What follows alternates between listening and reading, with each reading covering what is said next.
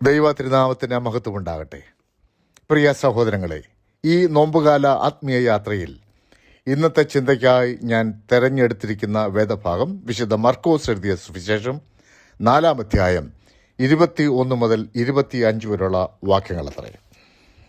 പിന്നെ അവൻ അവരോട് പറഞ്ഞത്, വിളക്ക് കത്തിച്ച് പറയിൻ കീഴിലോ കട്ടിൽ കീഴിലോ വയ്ക്കുമാറുണ്ടോ? വിളക്ക് തണ്ടിന്മേലല്ലയോ വയ്ക്കുന്നത്? വെളിപ്പെടുവാനുള്ളതല്ലാതെ ഗൂഢമായതൊന്നും ഇല്ല, വെളിച്ചത്ത് വരുവാനുള്ളതല്ലാതെ മറവായത് ഒന്നും ഇല്ല. കേൾപ്പാൻ ചെവിയുള്ളവൻ കേൾക്കട്ടെ. നിങ്ങൾ കേൾക്കുന്നത് എന്ത് എന്ന് സൂക്ഷിച്ചുകൊള്ളുവിൻ. നിങ്ങൾ അളക്കുന്ന അളവുകൊണ്ട് നിങ്ങൾക്കും അളന്നു കിട്ടും, അധികമായും കിട്ടും. ഉള്ളവന് കൊടുക്കും, ഇല്ലാത്തവനോടോ ഉള്ളതും കൂടെ എടുത്തു കളയും എന്ന് അവൻ അവരോട് പറഞ്ഞു. ഇന്നത്തെ നമ്മുടെ ധ്യാന വിഷയത്തിന് ഒരു തലക്കെട്ട് കൊടുത്താൽ അളക്കപ്പെടാനാവാത്ത ദാനം എന്നതാണ് ഞാൻ കൊടുക്കാൻ ആഗ്രഹിക്കുന്ന തലക്കെട്ട്. യേശു കർത്താവിൻ്റെ ഉപമകളെല്ലാം തന്നെ ദൈവരാജ്യം എന്നാൽ എന്ത് എന്ന് വിശദമാക്കുന്നതാണ്. നമ്മളിപ്പോൾ വായിച്ചു കേട്ടതായ ഈ വേദഭാഗം വിതയ്ക്കാൻ പുറപ്പെട്ടവൻ്റെ ഉപമ കഴിഞ്ഞ് പറയുന്ന കാര്യങ്ങളാണ്. ഇന്നത്തെ ഈ ധ്യാന ചിന്തയിൽ 3 കാര്യങ്ങളാണ് യേശു കർത്താവ് പ്രധാനമായിട്ടും പറയാൻ ആഗ്രഹിക്കുന്നത്. ഒന്നാമതായിട്ട്, മറച്ചു വെക്കാൻ പാടില്ലാത്ത പ്രകാശത്തെക്കുറിച്ചാണ് പറയുന്നത്. 21-ാമത്തെ വാക്യത്തിൽ പറയുന്നത് അങ്ങനെയാണ്: വിളക്ക് കത്തിച്ച് പറയിൻ കീഴിലോ കട്ടിൽ കീഴിലോ വയ്ക്കുമാറുണ്ടോ? വിളക്ക് തണ്ടിന്മേലല്ലയോ വയ്ക്കുന്നത്? എന്താണ് യേശു പറഞ്ഞതിൻ്റെ അർത്ഥം? വിളക്ക് തെളിയിക്കുന്നത് മറച്ചു വെക്കാനല്ല, പ്രകാശം പരത്താനാണ്. അതായത്, നിങ്ങൾ ലോകത്തിന് വെളിച്ചമാകുന്നു എന്ന് വിശുദ്ധ മത്തായി എഴുതിയ സുവിശേഷം 5-ാം അധ്യായം 14-ാമത്തെ വാക്യത്തിൽ പറയുന്നുണ്ട്. ദൈവം നമ്മളെക്കുറിച്ച് ആഗ്രഹിക്കുന്നത് നമ്മൾ ലോകത്തിൻ്റെ പ്രകാശമായിരിക്കുവാൻ ആണ്. ലോകത്തിന് പ്രകാശം നൽകാനായിട്ട് പ്രകാശം കൊണ്ട് നിറയ്ക്കപ്പെട്ടവരാണ് നമ്മളെല്ലാവരും. ആ പ്രകാശം നൽകേണ്ടവർ അത് മറച്ചു വെച്ചുകൂടാ. ദൈവം നൽകിയതായ ദാനങ്ങൾ, അത് ഒരുപക്ഷെ സമ്പത്താവാം, സ്വാധീനമാവാം, നമ്മുടെ അനുഭവങ്ങളാവാം, പരിചയങ്ങളാവാം, സ്നേഹമാകാം, വിശ്വാസമാകാം, അറിവാകാം. അങ്ങനെ ദൈവം നൽകിയതായ പ്രകാശത്തിൻ്റെ സ്രോതസ്സുകളായ ഇതെല്ലാം മറ്റുള്ളവർക്ക് ഗുണകരമായ വിധത്തിൽ ഉപയോഗിക്കുവാൻ വേണ്ടിയാണ് ദൈവം നമുക്ക് നൽകിയിരിക്കുന്നത്. ദൈവത്തിൽ നിന്ന് ലഭിച്ചതായ ഈ അനുഗ്രഹിക്കപ്പെട്ടതായ ദാനങ്ങൾ ഉണ്ട് എന്ന് അവകാശപ്പെട്ട് അതിൻ്റെ പെരുമ നടിച്ച് നടക്കുക മാത്രമല്ല, അത് മറ്റുള്ളവർ കൂടെ പ്രയോജനകരമായ വിധത്തിൽ ഉപയോഗിക്കുകയും ആ പ്രകാശം മറ്റുള്ളവർക്ക് നൽകി നമ്മുടെ ചുറ്റുപാടുമുള്ള അന്ധകാരത്തെ നീക്കം ചെയ്യേണ്ടത് നമ്മുടെ ആവശ്യമാണ് എന്ന് കർത്താവ് ഇവിടെ ഓർമ്മിപ്പിക്കുകയാണ്. കർത്താവ് പറഞ്ഞതിൽ 2-ാമത്തെ വിഷയം അളക്കുന്ന അളവിലും അധികം ലഭിക്കുന്ന ഒരു അനുഭവത്തെക്കുറിച്ചാണ്. 24-ാമത്തെ വാക്യത്തിൽ പറയുന്നു, നിങ്ങൾ അളക്കുന്ന അളവ് കൊണ്ട് നിങ്ങൾക്കും അളന്നു കിട്ടും, അധികമായും കിട്ടും. അതായത്, കർത്താവ് ഈ വചനം പറയുമ്പോൾ അതൊരു കാർഷിക പശ്ചാത്തലമുള്ള കാലഘട്ടമാണ്. നെല്ല് അളക്കുന്നതിന് അളവ് പാത്രങ്ങൾ ധാരാളമുണ്ട്. പറയുണ്ട്, ചങ്ങഴി അഥവാ ഇടങ്ങഴിയുണ്ട്, നാഴിയുണ്ട്, ചഞ്ഞിയുണ്ട്. അതായത് 4 ചഞ്ഞിയാണ് ഒരു നാഴി, 4 നാഴിയാണ് ഒരു ഇടങ്ങഴി, 10 ഇടങ്ങഴിയാണ് ഒരു പറ. നമ്മൾ മറ്റുള്ളവർക്ക് നൽകുന്ന സ്നേഹവും ക്ഷമയും കരുതലും സഹായവും ഒക്കെ ഏത് അളവ് പാത്രം ഉപയോഗിച്ചാണ് നൽകുന്നത്, അതേ അളവ് പാത്രം ഉപയോഗിച്ചായിരിക്കും ദൈവം നമുക്കും ഈ പറഞ്ഞതായ സ്നേഹവും ക്ഷമയും കരുതലും സഹായവും ഒക്കെ നൽകുന്നത് എന്നർത്ഥം.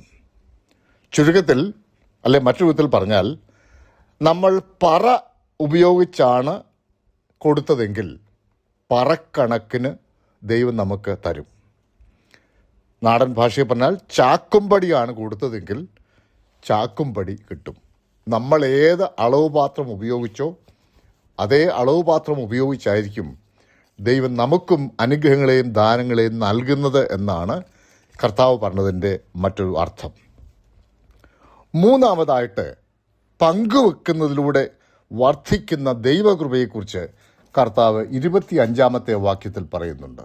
ഉള്ളവന് കൊടുക്കും, ഇല്ലാത്തവനോടോ ഉള്ളതും കൂടെ എടുത്തു കളയും എന്ന് അവൻ അവരോട് പറഞ്ഞു. ഇത് കേൾക്കുമ്പോൾ ഒരു പക്ഷേ നമ്മൾ ചിന്തിച്ചേക്കാം, ഉള്ളവൻ എന്തിനാ വീണ്ടും വീണ്ടും കൊടുക്കുന്നേ? അവനുണ്ടല്ലോ, ഇല്ലാത്തവനല്ലേ കൊടുക്കേണ്ടത്. കർത്താവ് എന്താണ് ഈ ഉള്ളവന് ഏവനും ലഭിക്കും, ഇല്ലാത്തവന് ഉള്ളതും കൂടെ എടുത്തു കളയുമെന്ന് പറഞ്ഞതിൻ്റെ അർത്ഥം? കർത്താവ് ഈ വചനം പറഞ്ഞത് പുതിയ നിയമത്തിലെ വിശുദ്ധ മത്തായി എഴുതിയ സുവിശേഷം 25-ാം അധ്യായം 14-ാമത്തെ വാക്യം മുതൽ 30-ാമത്തെ വാക്യം വരെയുള്ള വേദഭാഗത്ത് താലന്തുകളുടെ ഒരു ഉപമ പറയുന്നുണ്ട്. അതായത് 5 താലന്ത്, 2 താലന്ത്, 1 താലന്ത്. 5 താലന്ത് ലഭിച്ചവൻ 10 കൊണ്ട് വന്നു. നീ 5 എന്നെ ഏൽപ്പിച്ചത്, 5 കൂടെ നേടിയിരിക്കുന്നു എന്ന് പറയുന്നു. 2 താലന്ത് ലഭിച്ചവൻ 2 കൂടെ നേടിയിട്ട് 4 കൊണ്ട് വന്നിട്ട് പറഞ്ഞു, നീ എന്നെ 2 ഏൽപ്പിച്ചത്, ഞാൻ 4 കൊണ്ട് വന്നിരിക്കുന്നു. 1 ലഭിച്ചവൻ പ്രാഗി അലച്ചു കൂവി കരഞ്ഞ്, എനിക്കിത് വേണ്ട, നീ എടുത്തോ, നീ എനിക്ക് 1 തന്നുള്ളൂ എന്നും പറഞ്ഞാണ് വന്നത്. അവനോടാണ് പറയുന്നത്, ഉള്ളവന് കൊടുക്കും, ഇല്ലാത്തവനോടോ ഉള്ളതും കൂടെ എടുത്തു കളയും എന്നാണ്.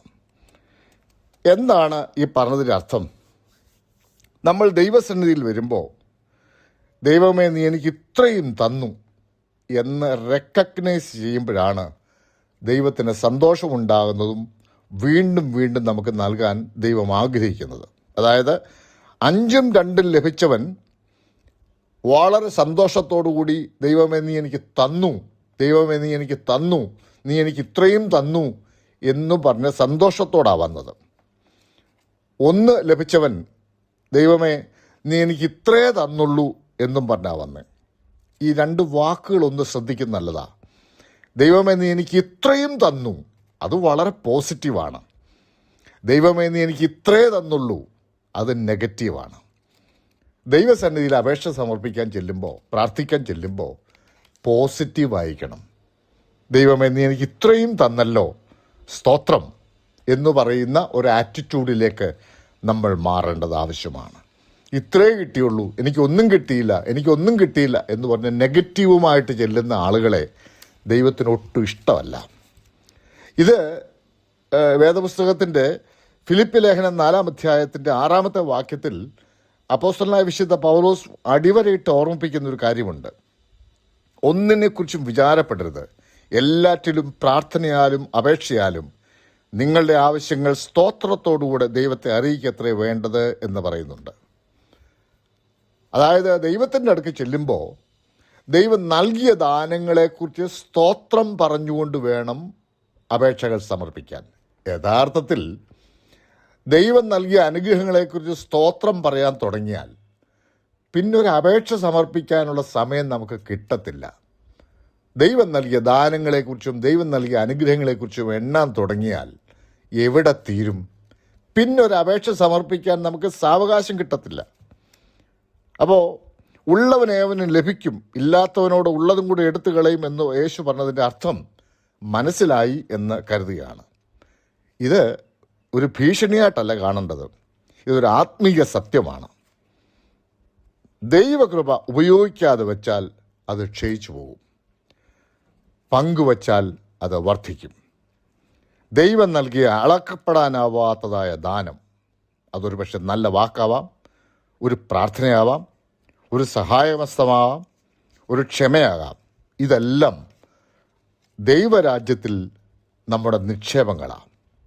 ഈ നോമ്പുകാലം നമുക്ക് നമ്മോട് തന്നെ ചോദിക്കാം, നമ്മൾ ഏത് അളവ് പാത്രം ഉപയോഗിച്ചാണ് മറ്റുള്ളവർക്ക് നൽകുന്നത്?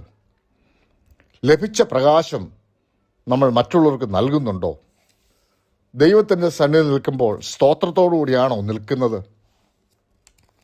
വിളക്ക് മറയ്ക്കരുത്, ദാനം ചുരുക്കരുത്, സ്തോത്രം കുറയ്ക്കരുത്. പ്രാർത്ഥനയോടുകൂടി നമുക്ക് ഈ ദിവസം ആരംഭിക്കാം.